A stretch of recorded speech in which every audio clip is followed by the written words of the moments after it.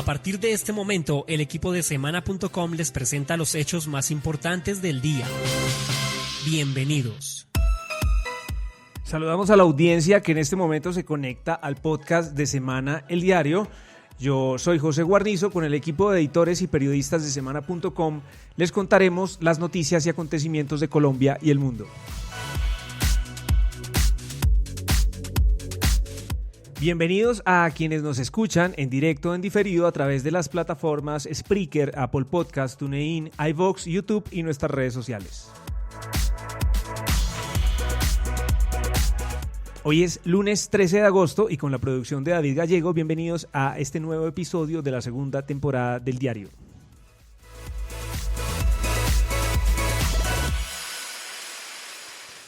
Hoy titulamos este podcast con la siguiente frase: Garzón, el país que siguió en las mismas. A 19 años del crimen, los discursos, conferencias y parodias que pronunció este hombre siguen más vigentes que nunca. Hoy le dedicaremos este programa a Jaime Garzón, este periodista que fue asesinado hace 19 años y que dejó, digamos, un legado bastante grande que sigue vigente hoy en día. Vamos a hablar con su hermana, Marisol, también vamos a hablar con personas que lo conocieron y también con su abogado, porque este crimen en 2016 fue declarado de lesa humanidad. Pero quisiera que empezáramos a escuchar de una vez algunas de esas frases que soltó alguna vez en Cali Jaime Garzón en una de sus conferencias y que dejan ver, digamos, a este país un poco nada distinto de lo que lo vio él en su momento. Y todo esto se debe, todo ese sin saber para dónde vamos se debe a que no tenemos un propio reconocimiento de nuestra propia identidad. Nosotros no sabemos si somos mestizos, si somos españoles, si somos... Y sin embargo seguimos rindiendo un tributo y un respeto a esa clase alta dueña del poder. Fíjense cómo estamos de extraviados en la realidad, cómo es de absurda nuestra lógica en la realidad, que cuando un hombre tiene 3 novias es el putas, y si la niña tiene 3 novios es una puta. Sí, hay una antilógica al orden. Nosotros nombramos funcionarios públicos, funcionario público es para que le funcione al público, y terminamos haciéndole venias, es decir, todos sirviéndole a ellos. Es un absurdo. El país es una gran finca en la cual habitamos todos y por constitución tenemos derecho a un nombre, a una nacionalidad y somos dueños de la soberanía. Nosotros decidimos qué hacer con este territorio. Elegimos a un mayordomo, entonces nosotros abrimos licitación, por decir así, a un agregado, abrimos una licitación. Entonces sale uno y dice: yo estoy seguro que ustedes me enamoran a mí, me dijeron a mí, vamos a sacar adelante esas fincas, vamos a hacer acueducto en todos los municipios. Pero bueno, entonces el otro dice: no, yo no quito ¿qué hacer eso? Es nada, no sé qué. Y de pronto ella dice: no, elíjame a mí, yo salgo adelante. Y uno elige. Y resulta que lo nombramos para que la carne, para que la vaca diera más carne, para que la gallina diera más huevos, para que el petróleo fuera rentable. Y se roban la gallina, matan los huevos, matan la vaca. Ejemplo, ¿dónde está la plata de la telefonía celular? ¿Dónde está la plata que están sacando en Yopal el petróleo, la British Petroleum Company? ¿Dónde está esa plata? ¿Qué se hace? ¿Es acaso Yopal un emporio de crecimiento y un municipio modelo? Es un centro de putas y traficantes. Eso es Yopal. Y los colombianos aquí. Porque no asumimos esto. Porque como esto no es mío, no hay una cultura de la propiedad, uno baja el vidrio y tira el papel porque como esto no es mío. Entonces uno les dice: hermanos, hay que ponerse en la onda de transformar el país, de cambiarlo. Y dicen: no, es que no hay líderes. Ustedes que están esperando que venga alguien y diga: ahora les voy a arreglar eso. Bueno, ahí escuchamos a Jaime Garzón en una conferencia que dio en Cali, una conferencia que ha sido muy vista en YouTube. Es bastante divertida, pero también siempre deja como una de esas grandes reflexiones sobre lo que ha sido este país, sobre lo que era este país en los años 90. Jaime, usted logró hablar con la hermana de Jaime Garzón, con Marisol. ¿Qué le contó?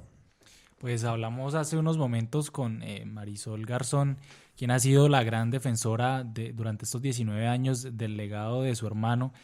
Ella ha mantenido viva su memoria a través de una emisora comunitaria local acá en Bogotá. Justamente en estos momentos, a través de esa emisora, pues está rindiéndole el homenaje que le rinde todos los años. Y hoy nos contó pues que, como lo hace todos los años, salió, digamos, a una especie de peregrinación que acostumbra hacia ese lugar del barrio Quinta Paredes, hacia ese poste de la electricidad contra el que se chocó el carro, la camioneta de Jaime Garzón, aquel 13 de agosto del 99, cuando dos sicarios le dispararon varias veces. Por orden, luego se supo, de Carlos Castaño, y con la influencia, tal vez, como lo dijo una condena del Consejo de Estado, de algunos miembros de la fuerza pública. Hablamos con Marisol sobre cómo está recordando hoy a Jaime. Escuchémosla. Marisol, usted cada año recuerda, le hace un homenaje a la memoria de su hermano Jaime. ¿Qué está haciendo hoy para recordarlo? Bueno, desde ayer nosotros cada año yo he pintado el poste donde quedó la camioneta en el 13 de agosto de 1999, cuando fue asesinada. Entonces yo voy cada año desde hace 18 años a pintar el poste. Ayer estuvimos con un grupo de jóvenes, pusimos unas flores, a él le gustaban mucho las rosas, hicimos una expresión cultural y luego nos fuimos hacia el lado de la estatua que queda ahí diagonal a la Corferia, lo pusimos a izar bandera. Igualmente los jóvenes que estuvieron ahí gritando unas consignas y como comprometiéndose a luchar por este país. Marisol, ahorita se han reactivado las amenazas a periodistas, los asesinatos de líderes sociales. ¿Usted cree que Colombia todavía no protege y no cuida como debería a sus periodistas y a sus líderes? Para nada. En Colombia no se protegen los periodistas, en Colombia se amenazan, al contrario, se amenazan a los periodistas. Mejor dicho, es muy duro y muy complicado poder hacer el ejercicio periodístico. Yo en este momento no tengo formación como periodista, porque yo soy filósofo, soy teólogo, tengo una maestría en comunicación, pero hace mucho ejerzo el periodismo desde mi emisora, desde hace mucho, con un grupo de jóvenes que la alimentan. Y lo que uno siente tristemente es eso, que la gente definitivamente, el pobre periodista es carne de cañón para cuando es capaz de decir la verdad, y por eso terminan tristemente repitiendo lo que el sistema necesita que se diga. Bueno, estas fueron las palabras de Marisol, que a esta hora y durante toda la tarde ha estado adelantando un homenaje a Jaime Garzón, a su hermano asesinado hace 19 años, a través de su emisora comunitaria. Marisol ha sido, además de la defensora de su legado, digamos, de la herencia cultural y también periodística que dejó Jaime, ha sido una de las abanderadas en los muchos procesos judiciales, los expedientes que se han abierto para investigar el asesinato de Jaime, y que digamos que en su momento cumbre, en el 2016, llevaron a que se declarara este crimen como uno de lesa humanidad. Así es, Jaime, y en este momento estamos con Eduardo Arias, que conoció a Jaime Garzón y fueron amigos. Eduardo, quisiéramos saber, bueno, primero, ¿cómo conociste a Jaime? Hola, buenas tardes. Yo conocí a Jaime cuando yo trabajaba en el periódico La Prensa. En ese momento era alcalde de San Juan de Sumapaz, y él iba a recoger a una periodista que trabajaba en el periódico en la sección de Bogotá, y mientras ella terminaba de cerrar sus páginas, pues se metía a la sección donde estaba yo, que era la sección de Vivir, donde están los temas de cultura y eso, y empezamos a conocernos y a hablarnos, y en ese momento yo estaba trabajando en un proyecto para sacar un posible programa de humor con la programadora Cinevisión. Entonces, cuando conocí a Jaime y vi que era un gran imitador de voces, pues yo les dije, un posible personaje para nuestro programa, si sale, podría ser Jaime. Entonces, básicamente, pues yo lo conocí un poco de casualidad, porque él iba al diario La Prensa en esa época que yo estaba trabajando allá. Eduardo, uno podría decir que la sátira política en Colombia tuvo como un antes y un después con Jaime Garzón. Además de, digamos, de la chispa que tenía, podía decir cosas muy profundas sobre este país, y a lo mejor ese fue como su gran legado. Pero quería preguntarle, no sé si suele suceder con personas que, digamos, en su trabajo utilizan mucho la sátira y el humor, si en la vida personal o íntima era igual, o sea, tenía esta misma personalidad. ¿Jaime? Sí. Sí, en general sí, él era una persona muy extrovertida, muy histriónica, tenía una gran habilidad para contar historias, narrarlas, para argumentar, ¿no? Más él estudió Derecho, entonces seguramente en las facultades de Derecho enseñan a argumentar, el arte de la retórica. Entonces Jaime realmente tenía muchos, además de sus talentos naturales, también tenía mucho conocimiento, era una persona muy estudiosa, que leía mucho, muy informada, entonces realmente tenía no solamente la capacidad de hacer humor, sino sabía que ese humor, mejor dicho, a ese humor le ponía un discurso, le ponía un contenido que obviamente no era simplemente burlarse o imitar la manera como hablaba un presidente, sino también parodiar el discurso de ese presidente.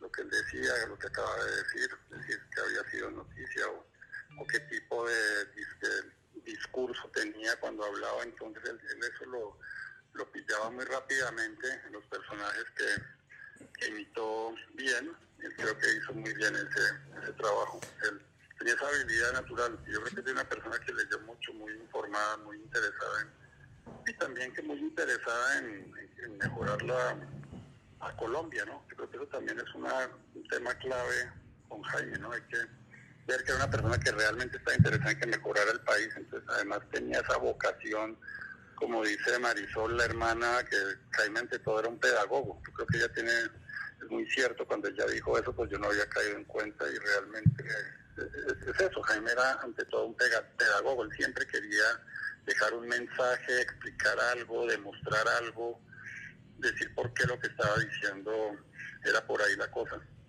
Claro, Eduardo, de todas esas cosas que vos recordás de él, de lo que viviste, ¿cuál es como esa anécdota que nunca se te olvida o esos momentos como que siempre los tenés presentes del trato que tuviste con Jaime?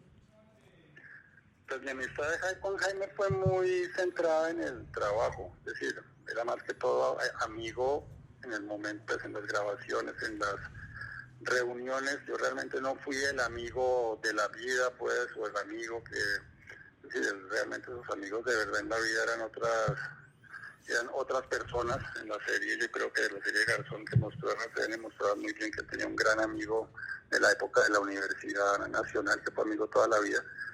Entonces yo pienso, es decir, yo las anécdotas con él que tengo son más que todo relacionadas pues con algunas gracias que hizo alguna vez en un set de grabación, así que recuerde. Y bueno, una vez que fuimos a Cartagena a recibir unos premios India Catalina, una tarde se puso a hacer pegas por teléfono, a inventar reuniones, llamaba a un personaje, lo inventaba que se iba a reunir, se hacía pasar por otro, para... Sí, pues estuvo ahí como tomando del pelo bastante con esas llamadas que hizo.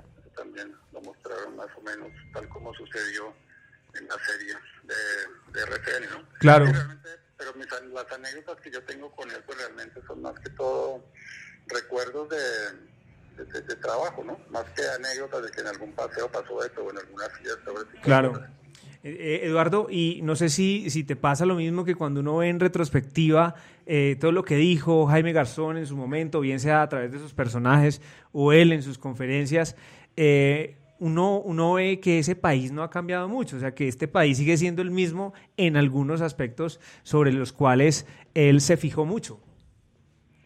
Sí, eso es indudable. Realmente muchas veces basta con cambiar el nombre del presidente de turno, del ministro de turno, del personaje de turno, y lo que Jaime había dicho podría funcionar perfectamente en el presente. Yo pienso que un poco por lo que decíamos antes, ¿no? Jaime tenía esa capacidad como de la pedagogía, de enseñar, y además pues tenía pues todas esas habilidades, ese humor, ese ingenio, esa chispa, esa capacidad de síntesis que en muchos casos, entonces realmente era una persona que muchas de las cosas que comunicó, no, aunque estaban referidas en el momento que lo hizo al ministro X, realmente no hace la extrapolación y funciona perfectamente con lo que está pasando ahora, ¿no? Entonces cambia algún pequeño detalle de forma, pero el fondo básicamente es el mismo, y obviamente cuando uno revisa lo que dijo Jaime y lo que dejó, ¿no? En los programas de televisión en los que trabajó y las entrevistas con el directo de la calle en los noticieros, pues realmente lo que usted dice es perfectamente válido. Perfecto, pues muchas gracias a Eduardo Arias por contarnos y recordar a Jaime Garzón hoy a 19 años de su asesinato. Gracias a ustedes, chao. Bueno, pues también tenemos en la línea al abogado Sí, José, estamos con Sebastián Escobar, él es el abogado que representa los intereses de la familia de Jaime Garzón ante la justicia. Como lo decía nuestro compañero Jaime, en el año 2016 el caso de Garzón fue declarado de lesa humanidad. Esto es una figura que precisamente evita que los casos prescriban para la justicia y que por tiempos, digamos, que esto no se pueda sancionar. Es clave dentro del proceso de Jaime Garzón las declaraciones que entregó Diego Murillo, alias Don Berna, que en su momento aseguró que el jefe de inteligencia de la Brigada 13, el coronel Plazas Acevedo, fue clave dentro de los seguimientos que se hicieron a la rutina, digamos, diaria de Jaime Garzón para poder entregarle una carpeta de información a la Casa Castaño, específicamente a Carlos Castaño. Según Don Berna, es Carlos Castaño quien da la orden de asesinarlo y pues precisamente esta información es entregada a integrantes de la banda La Terraza. Después de 19 años, Sebastián, buenas tardes. ¿Qué podemos decirle a los oyentes que ha pasado en la justicia con el caso de Jaime Garzón? Bueno, buenas tardes para ti y para las personas que nos están escuchando. Pues desafortunadamente, luego de 19 años, el balance de la aplicación de la justicia en este caso no es muy alentador, porque después de 19 años el caso de Jaime Garzón sigue siendo un crimen sin una condena. La única persona que fue condenada por estos hechos fue Carlos Castaño, pero pues todos sabemos que es una persona que se le presume muerta. Y por consiguiente pues nunca fue capturada y nunca purgó una pena por este caso ni por ningún otro caso que se le atribuye. Entre tanto, durante estos años se han avanzado en el esclarecimiento de responsabilidades a nivel institucional. Tú mencionabas ahorita esa decisión importante del año 2016 de la Fiscalía General de la Nación, en la que se establece que el crimen de Jaime Garzón fue un delito de lesa humanidad, y al mismo tiempo esta decisión establece que este crimen fue un crimen de Estado, es decir, que fue desde las esferas del Estado desde donde se planeó y se ideó este caso, no obstante su ejecución haya estado delegada a los grupos paramilitares y en particular la banda La Terraza. Pero esto constituye un avance en lo que tiene que ver con responsabilidades institucionales. En lo que tiene que ver con responsabilidades individuales, las personas que en este momento se encuentran vinculadas al caso son José Miguel Narváez Martínez, que lo recordarán seguramente porque fue una persona connotada o importante dentro del ámbito político nacional. Llegó a ser subdirector del Departamento Administrativo de Seguridad DAS, hoy extinto, durante la época del gobierno de Álvaro Uribe Vélez. Esta persona en este momento culminó el juicio en su contra, ya se practicaron todas las pruebas y los sujetos procesales, entre ellos las víctimas, solicitamos que se le impusiera una condena ejemplar. Esto desafortunadamente fue un juicio que culminó hace 2 años ya, y a la fecha no conocemos que el juzgado se haya pronunciado en ningún sentido. Es decir, han pasado 2 años desde que el proceso entró al despacho del juez séptimo penal especializado de Bogotá y aún no se ha pronunciado mediante una sentencia. Sebastián, también se conoce que hay se adelanta un juicio en contra del coronel Plazas Acevedo que incluso alcanzó a terminar. ¿En qué está el caso de él? Él envió una solicitud a la Jurisdicción Especial para la Paz precisamente para que fuera acogido por esta justicia transicional. ¿Y qué ha pasado desde entonces? Sí, bueno, el caso o el proceso que se sigue en contra del coronel retirado Jorge Eliezer Plazas Acevedo estaba a punto de culminar en la justicia ordinaria. De hecho, se practicaron las pruebas también y estaba solo pendiente esa fase de presentación de alegatos que estaba prevista para finales del mes de mayo, pero se vio suspendida justamente porque el coronel retirado Plazas Acevedo hizo una solicitud a la Jurisdicción Especial para la Paz para que conociera tanto de este caso como de otros casos por los cuales él se encuentra vinculado. Hay que tener en cuenta que Plazas Acevedo no solamente está vinculado por el homicidio de Jaime Garzón, sino también por el homicidio de Mario Calderón y Alvarado, investigadores del CINEP, la misma masacre de Mapiripán, otros hechos que se cometieron durante su permanencia en la Brigada 17 y muchos otros por los cuales pidió su sometimiento a la JEP. En un principio el juzgado manifestó que no procedía su solicitud, principalmente por dos argumentos en ese entonces. Estamos hablando de principios de año, cuando él hizo una primera solicitud, y el juzgado lo que le dijo era que no se encontraba dentro de los listados del Ministerio de Defensa para acogerse a la Jurisdicción Especial para la Paz, y por otro lado que no podía suspender el juicio en la justicia ordinaria porque la JEP en ese entonces todavía no había entrado en funcionamiento. En mayo volvió a hacer una segunda solicitud, ya después de que la JEP había entrado formalmente en funcionamiento mediante la resolución 001 de la Jurisdicción Especial para la Paz, y en este caso el juez lo que decide no es remitir directamente el caso a la Jurisdicción Especial para la Paz para que ésta asuma la competencia, sino que lo envía a una sección de la jurisdicción para que defina el conflicto de competencia, es decir, si el proceso debe continuar en la justicia ordinaria o si debe ser la JEP quien continúe en adelante la investigación. El problema es que esa sección no es ya la competente para dirimir los conflictos de competencia, sino que le corresponde a la Corte Constitucional. En este momento, desafortunadamente, para los familiares de Jaime y para nosotros sus representantes es preocupante porque no sabemos en este momento dónde se encuentra el caso. Si está en la sección de revisión de la JEP que no es competente, o si esta lo devolvió al juzgado, o si esta lo envió directamente a la Corte Constitucional para que sea esta quien defina el conflicto de competencias. Sebastián, una última pregunta y tiene que ver con que don Berna mencionó a Mauricio Santoyo dentro de sus declaraciones y su presunta responsabilidad en este crimen. Sabemos todos que él está en Estados Unidos respondiendo ante la justicia estadounidense, pero en Colombia ¿hay abiertos procesos en contra de él? Pues sí, en Colombia existen varios procesos en contra de él. Uno de ellos no es directamente, o por lo menos hasta ahora no se ha establecido directamente la responsabilidad en la participación en el homicidio de Jaime Garzón.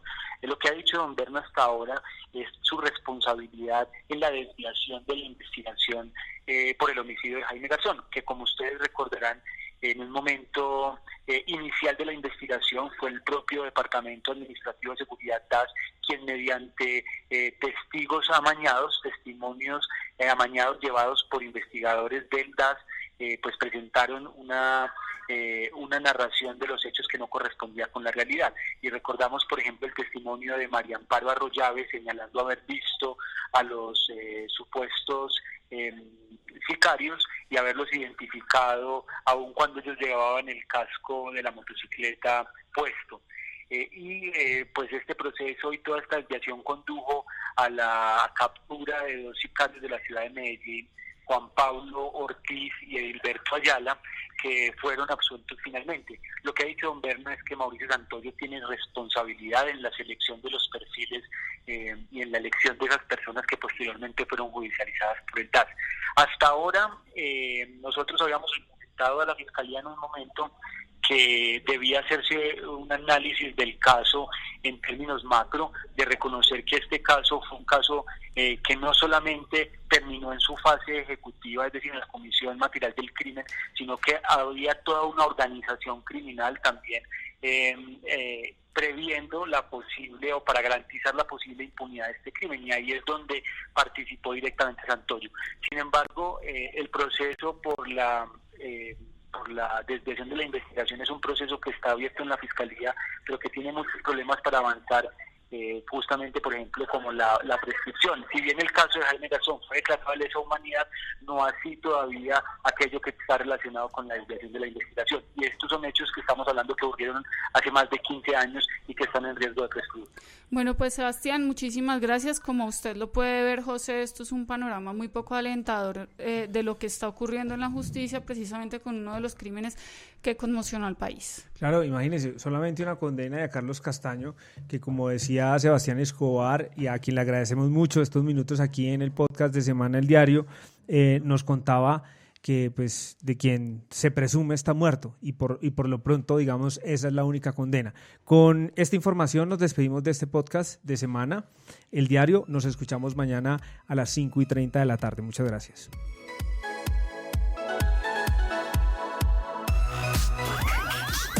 Escucha este podcast en vivo o descárguelo a través de las plataformas Spreaker, Apple Podcast, TuneIn y iVoox.